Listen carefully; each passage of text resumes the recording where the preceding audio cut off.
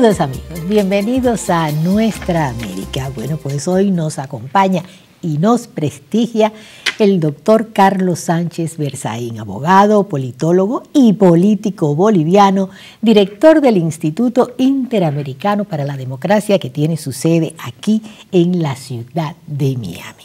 Y bueno, el tema con el que vamos a empezar no podía ser otro. Una porque él es boliviano y otra, bueno, porque la situación en Bolivia es noticia hace mucho tiempo. Reporteros Sin Fronteras, don Carlos, le informo, después de darle la bienvenida, criticó el nuevo proyecto de ley de telecomunicaciones de su país que impone a los medios de comunicación audiovisuales la retransmisión de los discursos del presidente Evo Morales. Bueno, primero un saludo, señora Juana, a toda la audiencia del programa y decirle que esa noticia no es sino una de tantas y seguramente ya la etapa final del proceso de concentración de poder que ha llevado adelante el gobierno de Evo Morales. De que reformaron la constitución política del Estado, el gobierno de Morales se ha apoderado de los tres poderes del Estado, ha perseguido a la oposición, ha perseguido a los dirigentes cívicos. Bolivia es un país donde se ha perseguido a dirigentes sindicales, donde se los sigue persiguiendo. La oposición está técnicamente desaparecida, hay presos políticos, hay exilio boliviano, todo se resuelve a través de juicios digitados desde el gobierno, que es el dueño de los fiscales y de los jueces. Han puesto también en captura jueces que tuvieron la idoneidad de fallar de acuerdo a la ley o de querer fallar de acuerdo a la ley, y esos jueces han tenido que salir al exilio.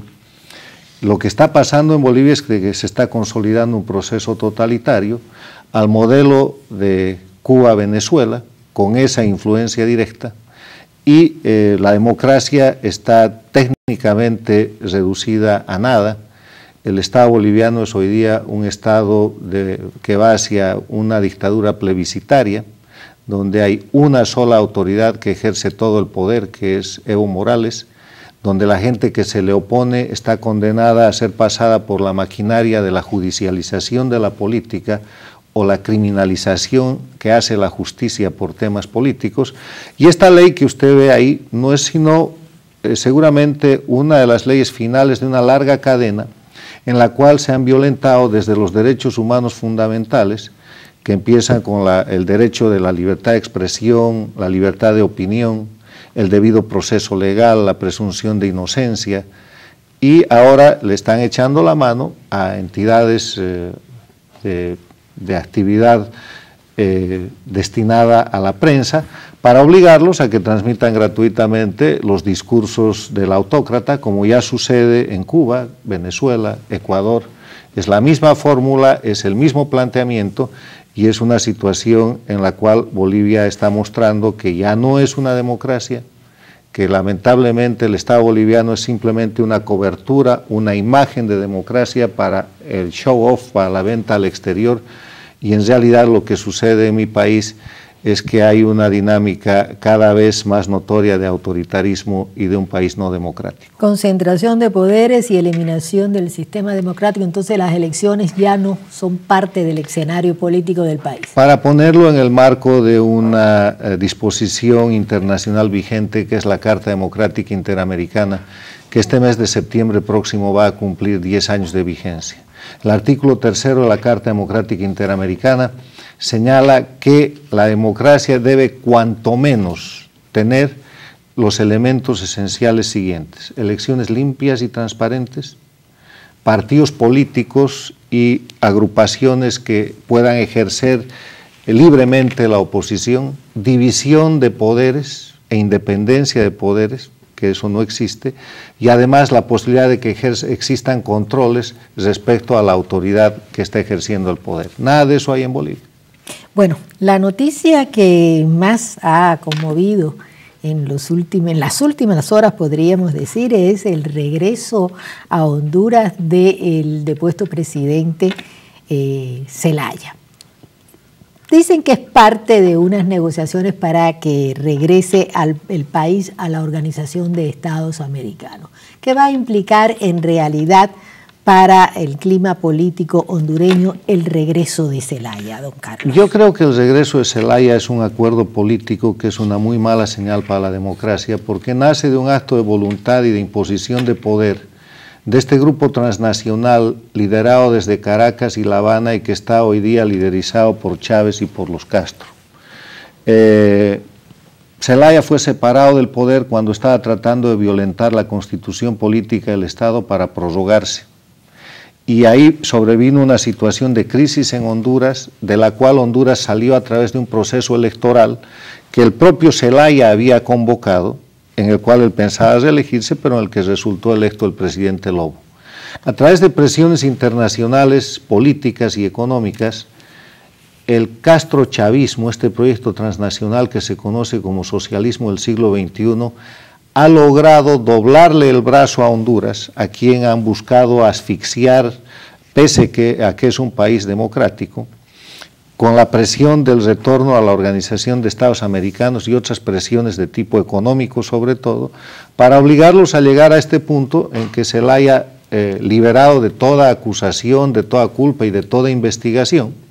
Regresa a Honduras, y en Honduras lo primero que hace es decir que él va a continuar trabajando para reformar la Constitución. O sea, generó una crisis de democracia en Honduras por violentar la Constitución política del Estado, y ahora que regresa, en lugar de avanzar por los cánones del respeto a la democracia, vuelve a plantear un cambio constitucional al estilo de lo que ha sucedido en Venezuela, en Bolivia, en Ecuador, con la misma fórmula de ruptura institucional para perpetuar un autócrata en el poder. Obviamente el autócrata elegido en Honduras es Zelaya, y no vamos a tardar en ver problemas muy serios en la democracia hondureña, y en algún momento volveremos a ver a Zelaya de presidente y seguramente cambiando la constitución a través de asambleísmos, de asambleas constitucionales o de elecciones masivas y repetitivas que llevan a constituyentes, a asambleas constituyentes, como ya ha sucedido, les reitero, en los países que hoy día están controlados por el socialismo del siglo XXI. Es una muy mala señal para la democracia, es una señal de que la democracia rescatada o reafirmada en Honduras con la elección del presidente Lobo no sirve para nada cuando hay un poder transnacional liderado por Chávez y por la presión que él puede ejercer, y que es capaz de retornar a una persona liberándola de toda investigación y de todo cargo. ¿Qué ejemplo envía eso y qué advertencia también hace lo ocurrido? Bueno, si usted quiere hacer política real, en este momento tiene que ser amigo de Chávez y ser un violentador de la democracia, porque el proyecto del socialismo del siglo XXI de Chávez y Castro es un proyecto no democrático. No respeta las condiciones mínimas de la democracia establecidas ni por la Carta Democrática Interamericana ni por ningún otro instrumento. ¿Se siente usted de verdad muy pesimista ante el clima político de nuestra región, don Carlos? Hay razones de optimismo y hay razones de temor. América Latina es un hemisferio, es una zona geográfica en la cual hay países que son evidentemente democráticos, y en la otra mano hay una dictadura que es un totalitarismo. La dictadura es la castrista, pero entre la dictadura y las democracias reales, vamos a ubicar como democracias reales, por ejemplo, a Brasil, a Chile, al Uruguay, a Colombia, a México, a Panamá, democracias en las que se respeta la institucionalidad, donde es susceptible de pasar la sucesión del poder, donde no hay prorroguismo, donde hay división de poderes, donde hay esas notas características fundamentales de la democracia, las democracias reales. En la otra mano, la dictadura castrista, 52 años de totalitarismo sangriento y violatorio de todo derecho, pero en el medio hay una zona gris. Hay una zona gris de países que han dejado de ser democracias y que no llegan a ser dictaduras, y que es este proyecto del socialismo del siglo XXI. Un proyecto en el cual se ha concentrado el poder en una persona, en el caso de Venezuela Chávez, en el caso del Ecuador Correa, en el caso de Nicaragua Ortega, en el caso de Bolivia Morales. Un proyecto en el cual se ha destrozado toda institucionalidad democrática, han cambiado las constituciones y las han reemplazado con simples reglamentos que ellos pueden modificar cuando quieran. Han hecho leyes para reprimir y terminar con la oposición política y terminar con los liderazgos regionales, empresariales, sindicales o sectoriales. Han encarcelado a cuanta gente se les ha puesto al frente democráticamente y han producido el exilio del siglo XXI. Hoy día en el mundo hay exilio venezolano, hay exilio ecuatoriano, hay exilio nicaragüense de nuevo y hay exilio boliviano. Y no va a tardar en haber exilio hondureño en cuanto el proyecto ese avance. Entonces usted me dice si soy optimista o soy pesimista. Yo soy optimista porque las democracias reales son más y además son las exitosas. Mientras que esta zona gris del socialismo del siglo XXI avanza precipitada y rápidamente hacia una situación de crisis económica, de descontrol de la seguridad interna por incremento del narcotráfico e incremento de la violencia a nivel interno, y son estados en crisis. Estados en crisis porque, como son centralistas, estatistas, autoritarios y concentradores de poder, en el siglo XXI, el tiempo de la revolución tecnológica y comunicacional, eso no funciona, y están condenados al fracaso porque además han agarrado una fórmula económica que está superada, y han agarrado ideas que las denominan socialistas y que en verdad tienen una base comunista, que han sido derrotadas el siglo pasado. Don Carlos, vamos a hacer una pausa y regresamos con dos temas interesantes, Perú, Nicaragua y Ecuador también. Muy bien. Enseguida regresamos.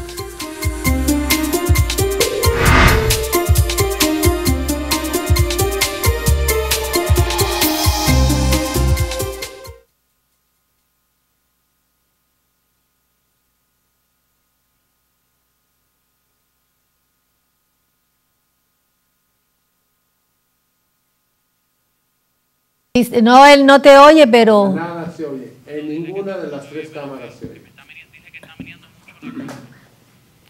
Que se está meneando mucho la cámara. Yo no estoy meneando nada, no se oye nada.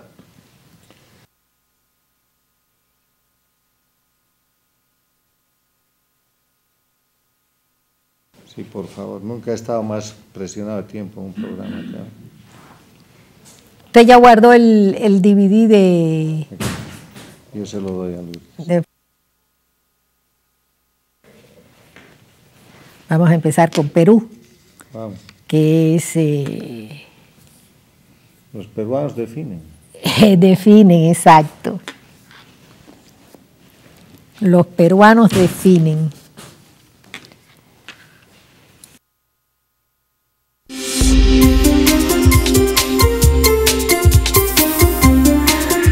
Y de nuevo aquí en Nuestra América con Carlos Sánchez Berzaín recorriendo el continente, y nos vamos ahora a Perú. Perú, elecciones presidenciales. Uy, las encuestas dan, bueno, pues fíjese que Ixus apoyo, Fujimori podría obtener 50,5% en la segunda ronda y Ollanta Humala 49,5%. Eso le da una muestra de cómo está reñida esta elección. ¿Cómo usted la ve? Muy difícil para el pueblo peruano porque el Perú es hasta ahora un ejemplo de democracia y de una economía pujante. El Perú ha venido creciendo a niveles realmente extraordinarios. Ha logrado diversificar su economía, cerrar la brecha entre ricos y pobres. No está completo el trabajo, ese es un trabajo muy largo, pero el Perú es un ejemplo de democracia. Pero el Perú está bajo acoso desde hace varios años por el proyecto chavista, por el proyecto del socialismo del siglo XXI. Ya lo intentaron hace años en el gobierno del presidente Toledo con un proyecto de golpe de Estado precisamente encabezado por el hoy candidato a la presidencia. Ollanta Humala. La situación es que con la capacidad económica tan grande que tiene el socialismo del siglo XXI, ha vuelto al ataque, y esta es la segunda elección en que Ollanta Humala, candidato obviamente de Chávez y del grupo transnacional que se llama el socialismo del siglo XXI, está disputando una segunda vuelta electoral. Y esta es una decisión en la cual solamente los peruanos pueden decidir, ojalá lo hagan bien. Hay gente muy importante que ha dicho que tienen que elegir entre dos males, pero si así fuera, si ese fuera el extremo, porque yo no quiero dar un juicio de valor sobre los candidatos,